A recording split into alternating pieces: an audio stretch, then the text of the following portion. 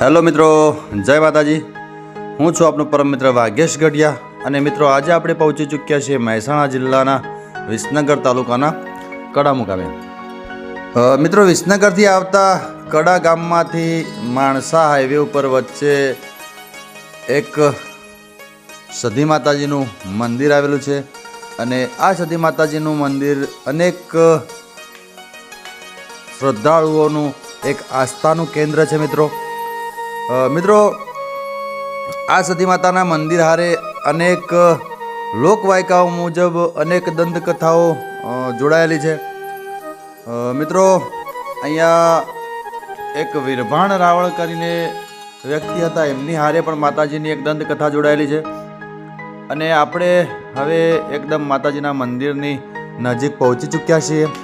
તો મંદિરના અંદરના પ્રટાંગણમાં જઈને માતાજીના મંદિરનો નજારો જોઈશું અને સતી માતાજીના દર્શન કરીશું અને પોતાના જીવનને ધન્ય કરીશું।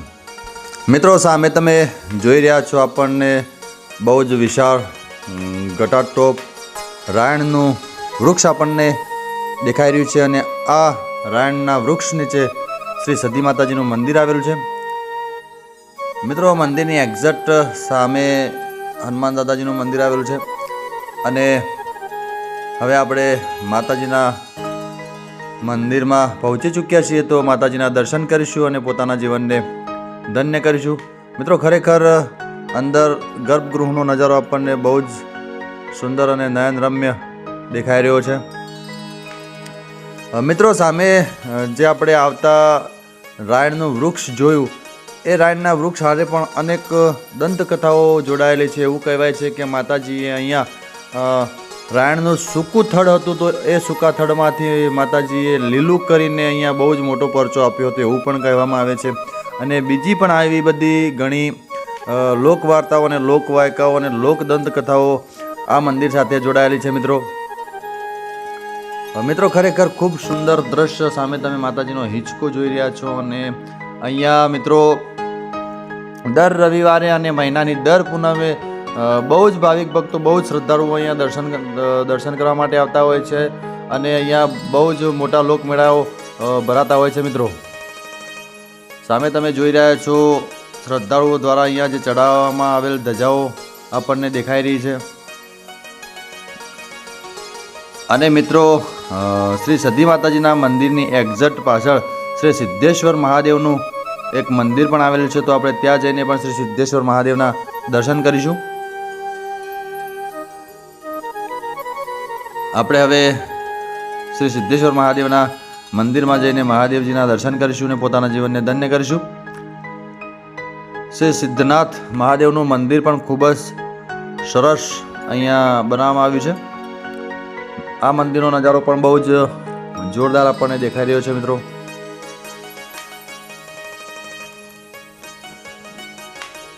ખરેખર અલૌકિક અને કુદરતી વાતાવરણની વચ્ચે આવેલા જગ્યાનો નજારો બહુ જ સુંદર દ્રશ્યમાન આપણને થઈ રહ્યો છે। મિત્રો સામે શિવલિંગના દર્શન આપણને થઈ રહ્યા છે। તો મિત્રો આ જગ્યા વિસનગરથી આવો ત્યારે કડા થઈને માણસા હાઈવે ઉપર આ જગ્યા આવેલી છે અને જો કદાચ ગાંધીનગરથી આવતા હોય તો માણસા થઈને વિસનગર આવતા વચ્ચે રોડ ઉપર આ જગ્યા આવે છે। તો તમે પણ કોઈક વાર અચૂકથી પરમ ઉપકારી અને ચમત્કારી એવી શ્રી સતી માતાજીના દર્શનાર્થે અવશ્ય ફેમિલી સાથે પધારશો, એ મારી નમ્ર વિનંતી છે। અને મિત્રો અમારું કામ તમને ગમે તો અમારી ચેનલને લાઇક, શેર અને સબસ્ક્રાઈબ કરજો અને અમને ફૂલ સપોર્ટ કરશો, એ મારી નમ્ર વિનંતી છે। મિત્રો અમારી ચેનલમાં અમે તમને આવા જ સુંદર સુંદર સ્થળોની માહિતી આપતા રહીશું અને સુંદર સુંદર નજારો બતાવતા રહીશું અને ધાર્મિક સ્થળોની પણ મુલાકાત કરાવતા રહીશું, તો અમને ફૂલ સપોર્ટ કરશો। મિત્રો આ જે તમે વિડીયો જોઈ રહ્યા છો, એ વિડીયો અમે અમારી FB એટલે કે ફેસબુક આઈડીમાં વાઘેશ ગઢિયા કરીને ફેસબુક આઈડી છે, એમાં પણ મૂકવાના છીએ, તો અચૂકથી જોજો અને અમારી ફેસબુક આઈડીને પણ ખૂબ ફોલો કરજો અને ખૂબ સપોર્ટ કરશો, એ મારી નમ્ર વિનંતી છે। મિત્રો હવે આપણે અહીંયાથી બહાર જઈશું ને બહાર સતી માતાજીનું બીજું એક જૂનું મંદિર આવેલું છે, જૂનું સ્થળ છે, તો ત્યાં પણ જઈને શ્રી સતી માતાજીના દર્શન કરીશું અને ત્યાંનો પણ થોડોક નજારો જોઈશું. ખરેખર મિત્રો આ મંદિરનું પટાંગણ પણ બહુ જ સુંદર અને નિહાળવા લાયક અને એકી નજરે આંખને ગમી જાય એવું દ્રશ્ય છે અહીંનું મિત્રો. હવે આપણે જૂના મંદિરે જઈ રહ્યા છીએ અને ત્યાં પણ શ્રી સતી માતાજીના બેસણા છે, તો આપણે ત્યાં પણ દર્શન કરીશું અને પોતાના જીવનને ધન્ય કરીશું.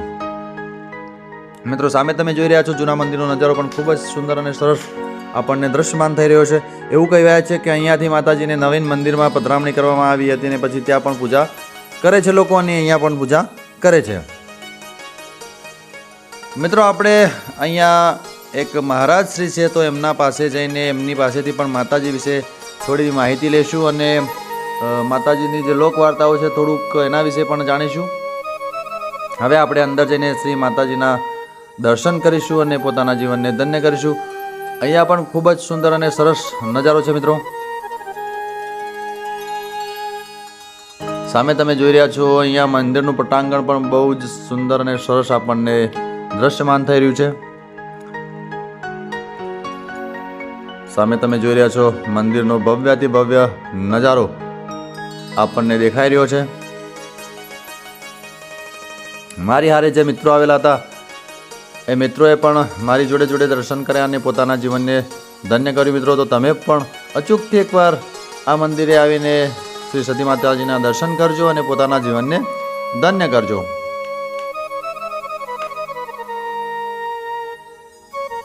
અહીંયા પણ મંદિરના ગર્ભગૃહનો નજારો મિત્રો બહુ જ સુંદર આપણને દેખાઈ રહ્યો છે. ખરેખર મિત્રો અહીંયા આવવાથી માતાજી સૌની મનોકામના પૂર્ણ કરે છે એવું કહેવાય છે, તો તમે અચૂકથી અહીંયા પધારશો. તો મિત્રો આ હતા કડાથી માણસા વચ્ચે આવેલ શ્રી સતી માતાજીનું બંને મંદિરો અને આપણે એનો નજારો જોયો અને શ્રી સતી માતાજીના દર્શન કર્યા. મિત્રો ખરેખર આ જગ્યા ઉપર આવીને ખૂબ મજા આવી અને ખૂબ આનંદ થઈ ગયો. ખૂબ રળિયામણી જગ્યા છે મિત્રો અને ખરેખર આનંદદાયક આ જગ્યા છે, મનને શાંતિ આપે એવી આ જગ્યા છે મિત્રો. બંને મંદિરોનું દ્રશ્ય ખરેખર ખૂબ સુંદર હતું, ખૂબ મજા આવી. અને હવે આપણે જે મંદિરના મહંત શ્રી છે એ મહંત શ્રી જોડે જઈને આ મંદિર વિશેની થોડીક માહિતી લઈશું અને શ્રી સતી માતાજી વિશેની થોડીક જે દંતકથા છે એના વિશે જાણીશું. તો આવો સૌ સાથે મળીને મહંતશ્રીને મળીએ અને માતાજીની આ દંતકથા વિશે થોડુંક જાણીએ. તો આવો સૌ સાથે મળીને થોડીક માહિતી લઈએ. જૂનું જે માતાજીનું સ્થાનક છે જગ્યાએ પહોંચી ચૂક્યા છીએ. તો આપણી બાજુમાં જે અહીંયા પૂજા અર્ચના કરે છે એ મહારાજ શ્રી આપણી બાજુમાં છે, તો એમને જોડેથી માતાજી વિશે થોડીક આપણે માહિતી લઈશું અને એમને પૂછીશું કે મહારાજ આ જે સ્થાનક છે કેટલું જૂનું છે અને ક્યારે બનેલું છે અને આનો ઇતિહાસ શું છે. તો મહારાજજી તમને અમે પૂછવા માંગીએ છીએ કે આ જે જગ્યા છે કેટલા વર્ષ જૂની છે અને ક્યારની બનેલી છે. અસલમાં ગણવા જો તો અરસદ ભવાની વાણિયાનું વણ તાર્યું. બરાબર. વાણિયાનું વણ તાર્યું સિંધમાં પ્રગટ થઈ. બરાબર. સિંધની અંદર ઇંગ્રજ તરીકે પૂંજ્યું છે. બરાબર. અને સિંધમાં પાટણ આયા. બરાબર. અને પાટણ થી અહીં આયા કડા. વીરભર રાવલ લાયા સોજા ગામના. બરાબર. બરાબર. અહીંયા સૂકું થર હતું, હુકસી લીલું હોય કરી પરચો અહીંયા લેવો. બરાબર. ગામના મુખી છે અહીં. બરાબર. ગામના મુખી 65 વર્ષની ઉંમરમાં પેલા વીરભર રાવણને થોડા ધમકાયા. બરાબર. કે તારું જે લાવ્યો હોય ભાઈ તું લઈને જતો રહ. બરાબર. ત્યાં સધી માતા છે ને કે હું લઈને આવ્યો તો તે અહીંયા બેઠા. એ કે મારું બેહણું થઈ ગયું, માં તારા મારો બોલ પૂરો થઈ ગયો, જો તું મને મૂકે તો હું બેસી જઈએ. એટલે માં વાંચ બેસી ગયા. પછી ગામના મુખી મળ્યા. પછી મુખીએ કહ્યું કે જો કે તું મારી 65 વર્ષની ઉંમર છે ને 65 વર્ષથી કે હું થડ ને થડ જોઉં છું, જો આ હુકસી લીલું કરે તો હું મોનું કઈ માતા છે. બરાબર છે. એ વીરભર રાવર રોયો ને રટ અને અહીંયા વિનંતી કરી. માએ પછી એને રૂપ કહી દીધું કે બેટા ગભરાવે કણ કહી દે કે આજે નહીં કાલ નહીં 15 કે બોલાવી દેજે. બરાબર. એક દારો જવા દઈને. બરાબર. હો કે ગામના 25 જણા આવતા. બરાબર. કે હું હુકસી લીલું કરી તું ચિંતા ન કરતો. કે માએ હુકસી લીલું કરી. 32 ફણકા ફોડ્યા, એક નહીં, એક બે નહીં, 32 ફણકા. ગામના મુખીને આયા ના આ નેડિયું છે. આટલા એને ઉભા રહીને જોયું કે લે કે આ તો ટૂંકું થર હતું, ટૂંકું લીલું થયું. બિલકુલ. એટલે આઈને જોડા કાઢીને અને સીધા પછી લાગ્યા કે માં આ જે મારો બોલ હતો તે પૂરું કર્યું. બરાબર છે. માં મારી 65 વર્ષની ઉંમર છે અને જો 65 વર્ષની ઉંમરમાં મને એક દીકરો તું આલતી હોય બરાબર તો મારા મનમાં છે હું કરે. બરાબર છે. તો મારે 65 વર્ષની ઉંમરમાં દીકરો આલ્યો, બરાબર 65 વર્ષની ઉંમરમાં. બરાબર. એટલે પછી અહીં પગલે લાગીને કગડીને કે માં અહીં જગ્યા તો નથી, નેડ્યું છે. આ ખેતર એમનું છે પાછળ, બરાબર છે. આ અમુક ખેતર એમનું છે દુકાન વાળું, અને આ નેડ્યું છે. બરાબર છે. પણ છતાંય પણ એમને એમ કહ્યું કે માં અહીંથી હું જોટ લઈ જઈને તો બનાવું, બરાબર છે. તારી મંજૂરી હોય તો. બરાબર છે. પછી હું અહીંથી જોટ લઈ જઈને તો બનાવ્યું અને તો કહ્યું તો વિરા તું બનાય તો ખરો પણ આ બાજુ મકર આપજે. બરાબર છે. બરોબર, આ બાજુ મગ છે એમનું. દ્વાર. પછી બીજા નંબરમાં પહેલો હોય દીવો પકાડજે ને પછી તું આરતી કરજે. બિલકુલ. એક ટાઈમ કાયમ સો છે, કાયમ આરતી હોય પકાડું છું. એટલે છે માં હોય. તો મહારાજશ્રી અહીંયા અંદાજે કેટલા વર્ષ થયા છે કદાચ એ વાતના? આ એક વાત બે વાતના આ પાંચમી પેઢી. એટલે અંદાજિત માનો ને 200-300 વર્ષ પર અને અહીંયા માને બેઠે 11 પેઢી. 11 પેઢી. હા, અહીંયા બેઠા. અહીંયા બેઠા એટલે 11 પેઢી અને પેલાનો માંથી પાંચમી પેઢી. તમે અમને બીજી માહિતી આપી કે અહીંયા જે સૂકું ઝાડ હતું રાણનું, તો એ હાલ હયાતીમાં છે કે નહીં? ના, અહીંયાથી મને અહીંનું પોસ્ટર બનાવી દઉં અમૂલી. બરાબર છે. મિત્રો, મહારાજશ્રી આપણને ખૂબ જ સરસ અને સુંદર અને માતાજીની જે ઓરિજિનલ કહાની હતી એની આપણને ખૂબ સરસ માહિતી આપી. એ બદલ એમનો ખૂબ ખૂબ આભાર. અને મા સતી માતાજી સૌનું ભલું કરે, સૌનું કલ્યાણ કરે, અમારી જગતનું ભલું કરે એવી અમારી માતાજીને નમ્ર વિનંતી છે. તો મિત્રો, આવા જ સુંદર અને સરસ વિડીયો આપણે તમે મળતા રહીશું ને નવા નવા વિડીયો બતાવતા રહીશું. તો અમારી ચેનલ લાઈક અને સબસ્ક્રાઈબ કરજો. ફરીથી નવા વિડીયોમાં મળીશું. ત્યાં સુધી તમારા પરમ મિત્ર ભાગ્યેશ ગઢિયા રજા આપજો. આવજો બધા. જય સતીમાં.